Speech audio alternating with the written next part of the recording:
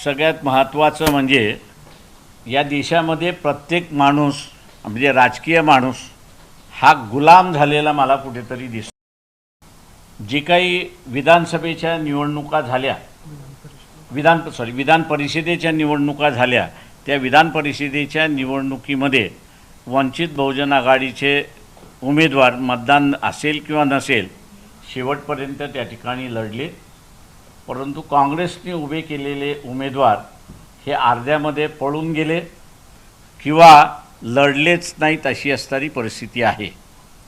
आणि म्हणून इथले राजकीय एकंदरीत गुलाम होतात आहेत का अशी एक परिस्थिती त्या ठिकाणी उद्भवलेली आहे। RSS जे असणारं एक कॅरेक्टर बिल्डिंग ऑर्गनायझेशन म्हणून स्वतःला असं संबोधते, त्याचे मोहन भागवतसुद्धा नरेंद्र मोदीला गुलाम झालेले एकंदरीत दिसत आहेत। कारण का आंतरराष्ट्रीय आपण असं बघितलं तर पंतप्रधानाची असणारी चिथू व्हायला लागलेली आहे आणि देशाला ज्याला आपल्याला म्हणता येईल की आर्थिक दृष्टीने गुलाम करण्याची असणारी प्रक्रिया सुरू। मधु किश्वर असतील, सुब्रमण्यम स्वामी असतील किंवा वानखडे असतील, या सगळ्यांनी पंतप्रधानाच्या चारित्र्यावरती शंका व्यक्त केलेली आहे आणि ही शंका व्यक्त केल्यानंतर RSS जे स्वतःला असणारं एक कॅरेक्टर बिल्डिंग ऑर्गनायझेशन, त्यांनी कुठल्याही पद्धतीने पंतप्रधानांना विचारलेलं नाही। हे जे पब्लिकली आरोप होतात आहेत, त्या पब्लिकली आरोपामध्ये तथ्य आहे का याच्या संदर्भातला खुलासा मोहन भागवत यांनी पंतप्रधानांना विचारलेला नाही। ज्या अर्थी ही हिंमत मोहन भागवत दाखवत नाहीत, त्या अर्थी मी असं मानतो की नरेंद्र मोदीने मोहन भागवत यांना असणारं गुलाम केलेलं अशी परिस्थिती आहे आणि पंतप्रधान नरेंद्र मोदी यांना अनेक देशातल्या राष्ट्राध्यक्षाने त्यांना जे पाहिजे ते करून घेतात आहेत अशी परिस्थिती आहे। पंतप्रधानाचं वागणं किंवा त्यांच्या असणाऱ्या ज्या काही वीकनेसेस आहेत, त्या वीकनेसेस एक्सप्लॉइट करण्याचं चाललेलं आहे आणि ते एक्सप्लॉइट करून जे ॲग्रिकल्चर मार्केट संविधानाने ह्या देशाच्या शेतकऱ्यांसाठी आरक्षित ठेवलं होतं, ते आता अमेरिकेबरोबरच्या करारनाम्यामुळे जगाला खुलं होणार अशी असणारी परिस्थिती आहे। अशा अनेक उदाहरणं त्या ठिकाणी देता येतील की ज्याच्यामुळे देशाचं आर्थिक संकट हे वाढत चालले अशी परिस्थिती आहे। अशा ह्या परिस्थितीमध्ये सामान्य माणूस जो आहे, सामान्य माणसाने आपला आवाज उठवायला सुरुवात केली पाहिजे अशी अपेक्षा मी सामान्य व्यक्तीकडून करतोय। राजकीय व्यवस्था पॅरलाइज झालेली असेल तर लोकांनी पॅरलाइज होऊन चालत नाही, तर लोकांनी सर्व गोष्टी आपल्या ताब्यात घेऊन या व्यवस्थेला विचारायला सुरुवात केलं पाहिजे की तुम्हाला चारित्र्य आहे का हे सांगा, नसेल तर खुर्ची खाली करा, ही सांगण्याची ताकद सामान्य माणसाची आहे आणि तो अधिकार त्या सामान्य माणसाने बजावला पाहिजे अशी अपेक्षा आम्ही त्या ठिकाणी धरतो आहोत। आमच्या परीने वंचित बहुजन आघाडीच्या वतीने लोकजागृती आणि त्याच्याचबरोबर कुठल्या कुठल्या व्यवस्थेमध्ये आपण असणारा गुलाम होतोय हे मांडण्याचं कामकाज आम्ही त्या ठिकाणी करतोय। लोकांनी त्याला उठाव करावा अशी आमची अपेक्षा आहे। आपण मधु किश्वरांचं जर सोशल मीडियावरचं वाचन केलं तर आपल्याला कळतं. सुब्रमण्यम स्वामी यांनीसुद्धा व्हिडिओमार्फत काही गोष्टी प्रकाशित केलेल्या आहेत. त्याच्यामुळे अशा अनेक गोष्टी आहेत की ज्या ओपन मीडियामध्ये आता आलेल्या आहेत. लोकांनी त्याच्यावरती विश्वास ठेवून प्रश्न विचारायला विचारले पाहिजेत, एवढंच माझा आग्रह आहे. विश्वास नांगरे पाटलांची नुकतीच नागपूर पोलीस आयुक्तांनी बदली करण्यात आली आहे. त्यांचा एक व्हिडिओ कॉन्फरन्सला ट्विट केला ज्यामध्ये ते संघाच्या कार्यक्रमात गेले आणि संघाची स्तुती करताना दिसते. That is his individual issue, त्याच्यावर नो कॉमेंट्स. काल महाविकास आघाडीची राज्यात बैठक झाली होती. जवळपास 23 आमदार वेगवेगळ्या पक्षाचे गैरहजर आले. त्यात काँग्रेसचे होते, राष्ट्रवादी काँग्रेस, शरद पवार पक्षाचे देखील होते. कुठेतरी असं वाटतं की महाविकास आघाडीच्या मित्रपक्षांना आता एकत्र राहायची इच्छा दिसत नाही की प्रत्येकजण आपलं BJP म्हणजे त्या पक्षाचे नेते हे BJPवर जाण्यामध्ये आणि त्याच्यामध्ये काँग्रेस पक्षसुद्धा आहे. त्याच्यामुळे हे आश्चर्य नाही आहे. आम्ही लोकांना एवढंच म्हणणार आहोत की आता तुम्हाला विरोधी पक्ष पाहिजे की नको ह्याचं ठरवण्याची वेळ आलेली आहे. आणि जे BJPबरोबर जाणार नाहीत तेच खरे विरोधी पक्ष आहेत असं एक क्रायटेरिया लोकांनी लावला पाहिजे. एकत्र राहायचं नसून त्यांनी वेगळं व्हायला पाहिजे का महाविकास आघाडीचं विसर्जन करायचं असं वाटतं का तुम्हाला? प्रश्न असा, महाविकास आघाडीचं विसर्जन झालेलंच आहे, ते राहिलेलं कुठे आहे?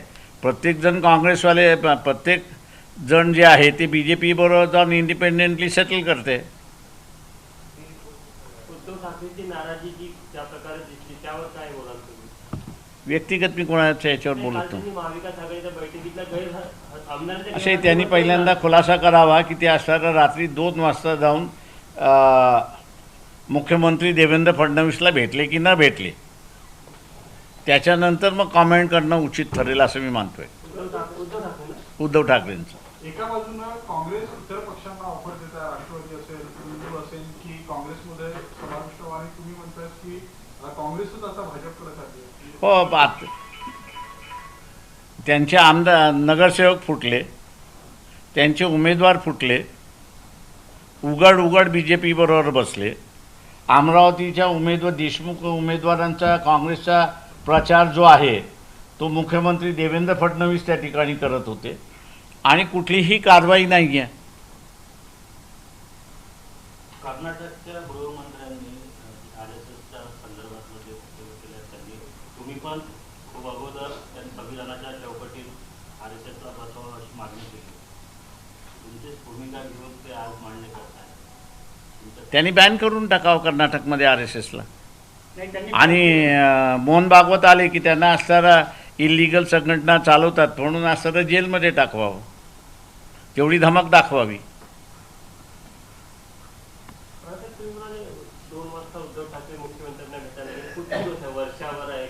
वर्षावरती आहे ते. सगळ्यात ऑल नॅशनल चॅनल्सनी ते कॅरी केली होती ती बातमी. ही माझ्या अंदाजानं महिन्याभराच्या आतली गोष्ट आहे.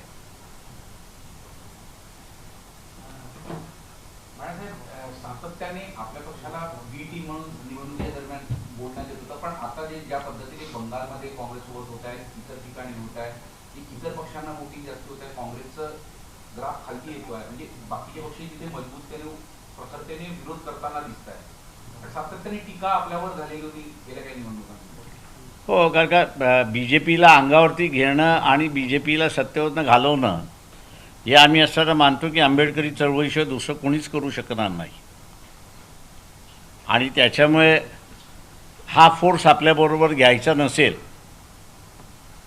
तर हाच BJPबरोबर बसलाय म्हणून असणारा स्टॅम्प मारणारे कोण तर BJPवाले नाहीत. ज्यांना आमची मदत पाहिजे होती तेच होते. त्याच्यामध्ये काँग्रेस होता, राष्ट्रवादी होते, समाजवादी होते, मार्क्सिस्ट होते, कम्युनिस्ट होते, सगळेच होते. आणि आज तेच जाऊन BJPच्या मांडीला मांडी लावून बसायला लागलेले आहेत. याला आपण आता संदर्भ विधान परिषद निवडणुकीचा पण दिला की आपण आपले उमेदवार सगळीकडे प्रखरपणे लढले आणि बाकीकडे नाही. काय लढाई आम्ही असणारा एवढं आहे की आम्ही असायला मानतोय की RSS असेल, भारतीय जनता पक्ष असेल, यांना देशप्रेम नाही, नव्हतं आणि राहणारही नाही. त्यांना असणारा धर्म आणि धर्मातून येणारी सत्ता याच्याचमध्ये त्यांना असणारा इंटरेस्ट आहे. आणि म्हणून एवढी वर्ष सत्ता म्हणजे 14 वर्ष सत्तेमध्ये राहिल्यानंतर सुद्धा यांचा इकॉनॉमिकल कार्यक्रम आपल्याला दिसत नाही, यांची फॉरेन पॉलिसी आपल्याला त्याच्यामधनं दिसत नाही. उठसूट अँटी मुस्लिम भूमिका घ्यायची आणि नाही तर मग देव उत्सवाला साजरा करण्याचं कामकाज सुरुवात करायचं, ह्याच्या पलीकडे अजेंडा नाही अशी परिस्थिती आहे. अयोध्येतल्या राम मंदिरामध्ये मोठ्या प्रमाणात घोटाळा झाल्याचा आता समोर येत आहे. जो लोकांना निधी दिला त्याचा अपव्यय झाल्याचं देखील समोर येत आहे. कशा अर्थानं तुम्ही आता या सगळ्या घटनेत ते मी असं तर म्हणेन की त्याच्यापेक्षा रशियाकडून आपल्याला असणारं जे स्वस्त तेल येत होतं, $50-60 बॅलर या रेटप्रमाणे येत होतं आणि आता तेच रशिया असं म्हणते की आम्ही मार्केट रेटमध्ये तुम्हाला सर देऊ. याची चर्चा लोकांनी करावी, का याच्यामुळे महागाई कमी होईल आणि आज त्याचं जे जीवन असह्य झालेलं आहे ते कुठेतरी सुरळीत व्हायला सुरुवात होईल असं मी त्या ठिकाणी मानतोय. इराणबरोबरचे आमचे संबंध चांगले होते. इराण एकच असा देश होता की ज्यांनी युनायटेड नेशन्समध्ये काश्मीरचा प्रश्न ज्यावेळेस पुन्हा उपस्थित राहिला त्यावेळेस भूमिका घेतली की काश्मीर हा भारताचा अविभाज्य अंग आहे. एक मित्र मुस्लिम राष्ट्रामध्ये तुम्हाला मिळाला होता. हा मुस्लिम राष्ट्र नुसता मित्र नाही, संकटामध्ये सुद्धा तुमच्या बाजूने उभा राहिला आहे. त्यांनी 6 महिने क्रूड ऑइल, ज्याला आपण म्हणता येईल की क्रेडिटवरती त्यांनी दिलेलं आहे, इंटरेस्टही त्यांनी लावलेला नाही. अशा असणाऱ्या मित्राच्या पाठीमागे तुम्ही उभं का राहिला नाहीत? तुम्ही जर उभं राहिला असतात तर आज जी महागाई आपल्याला दिसते, बेरोजगारी आपल्याला जी दिसते, त्याची असणारी चर्चा कुठेतरी सुरुवात झाली असती. किंवा आता असणारं AIचं लागू झाल्यानंतर किंवा मोठ्या प्रमाणात ज्यावेळेस लागू होईल त्या सगळ्यात मोठं एम्प्लॉयमेंट देणारं असणारं कॉटन नंतर हे जे IT सेक्टर आहे त्याच्यामध्ये जी रिसेंटमेंट येते त्या रिसेंटमेंटची असणारी चर्चा ही जर सुरुवात झाली असती तर मी असं म्हणेन की इथला जो व्हाईट कॉलर आहे आणि त्याच्यावरती बेकारी आणि कदाचित उपासमारीची परिस्थिती येऊ शकते त्याला थांबवता आला असतं. देशाचा अजेंडा हा नुसता असणारा धार्मिक झालेला आहे. धर्म हा माणसाला शांती देतो पण पोट भरत नाही. शासन आणि व्यवस्था हे माणसाचं पोट आणि हाताला काम देते, त्याची चर्चा अधिक झाली पाहिजे. आंबेडकर साहेब, माझा एक प्रश्न आहे. दिल्लीमध्ये गेल्या अनेक दिवसापासून अभिजित दिपके जे आहेत ते आंदोलन करत आहे आणि त्यांनी बाबासाहेबांचं पुस्तक हातात पकडलं तर त्यांना अर्बन नक्सलाईटचं आंदोलन म्हणून बोललं गेलेलं आहे आणि त्यांच्यावरती पाणीसुद्धा त्यांना भेटत नाही आहे आणि मीडियासुद्धा त्याची दखल घेत नाही. दुर्दैव मी असं म्हणेन की अभिजित यांनी ज्यावेळेस सुरुवात केली त्यावेळेस त्याला 2 कोटीच्या वरती फॉलोअर्स मिळाले. पण ज्या क्षणाला हे लक्षात आलं की दिपके हे शूद्र आहेत तेव्हा त्यांचा दिल्लीचा मोर्चा लाखाचा सुद्धा होऊ शकला नाही अशी परिस्थिती आहे. म्हणजे यंगर जनरेशनसुद्धा स्वतःच्या प्रश्नाला महत्त्व देण्यापेक्षा कोण कुठल्या जातीचा आहे, कोण कुठल्या व्यवस्थेमधला आहे, तो सवर्ण आहे, तो क्षत्रिय आहे, तो शूद्र आहे की मुसलमान आहे की कोण आहे, याला असताना बघून त्याच्या पाठीमागं जायचं की न जायचं हा जो क्रायटेरिया लावलेला आहे तो क्रायटेरिया बी जे पीच्या फायद्याचा आहे असं मी त्या ठिकाणी. आणि म्हणून एवढं मोठं कॉंग्रेसचं आंदोलन उभं राहिलेलं ते कुठं फिसल आउट होतं आहे का अशी तुझा शंका आता व्यक्त केली. चलो thank you. Advocate Shriram Phundkar, इन्होंने अकोला के काश्तकार और विदर्भा के काश्तकारों की कपास के बारे में एक याचिका नागपुर बेंच के सामने दाखिल की. उनका कहना यह है कि सीसीआई जो कपास खरीदती है और बेचती भी है, इनका जो रवैया है ये रवैया गलत है. जिस कीमत उन्होंने तय की है बेल बेचने की, उन्होंने बीच में कपास की गांठ जो है वो कम दामों में बेची और इसलिए सीसीआई को नुकसान हो रहा है. कपास खरीदना और उस पर प्रक्रिया करना संवैधानिक तौर से 7वें शेड्यूल 33 के माध्यम से केंद्र शासन और राज्य शासन की जिम्मेदारी है. इस जिम्मेदारी को अदा करने के लिए शासन ने एग्रीकल्चर प्राइस कमीशन पर तय किया है और साथ ही साथ सीसीआई को उसकी प्रक्रिया करने के लिए अधिकार दिए हैं. अब सीसीआई ही अंदर से ऐसा रवैया रुख कर ले रही है कि सीसीआई डिफंक्ट हो, और डिफंक्ट होता है तो ट्रेडर जो है इनको भारी फ़ायदा होगा. और कपास का आज जो फिक्स रेट से ख़रीदा जाता है कि जिससे किसानों को राहत मिलती है, वो व्यवस्था दोबारा बिगड़े ऐसी कोशिश सीसीआई की. उसके बारे में जो है रिट पिटीशन दाखिल की. आज कोर्ट में सुनवाई हुई. 2 हफ्ते का वक्त दिया है सबको रिप्लाई दाखिल करने का, और कोर्ट ने कहा कि अगली बार जो है वो हम लोग फाइनल हियरिंग को इस पिटीशन को लेंगे.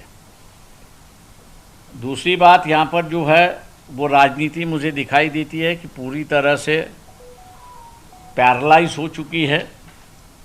विरोधी दल बचा नहीं है ऐसा दिखाई देता है. हर किसी की दौड़ लगी है, होड़ लगी है कि वो बीजेपी के साथ में समझौता करे और बीजेपी में ही चले जाए. मित्रांनो, माननीय प्रकाश आंबेडकर साहेबांनी सांगितलेलं हे कारण अत्यंत महत्त्वाचं आहे. याच्यावर मी याच्या अगोदरसुद्धा बोललेलो होतो आणि आज माननीय प्रकाश आंबेडकर साहेबांनी त्याला पुष्टी दिलेली आहे. आपण कधी लक्षात ठेवा, जर आपल्याला भारताचा उद्धार करायचा असेल, भारताची निर्मिती करायची असेल, भारताला विश्वगुरू करायचं असेल किंवा भारतीय लोकांचं कल्याण करायचं असेल, तर आपल्याला प्रबुद्ध भारत निर्मितीशिवाय पर्याय नाही, जातीअंताशिवाय पर्याय नाही. आपलं मत नक्की कळवा. रामकृष्ण हरी. जय जगद्गुरू. जय शिवराय. जय भीम.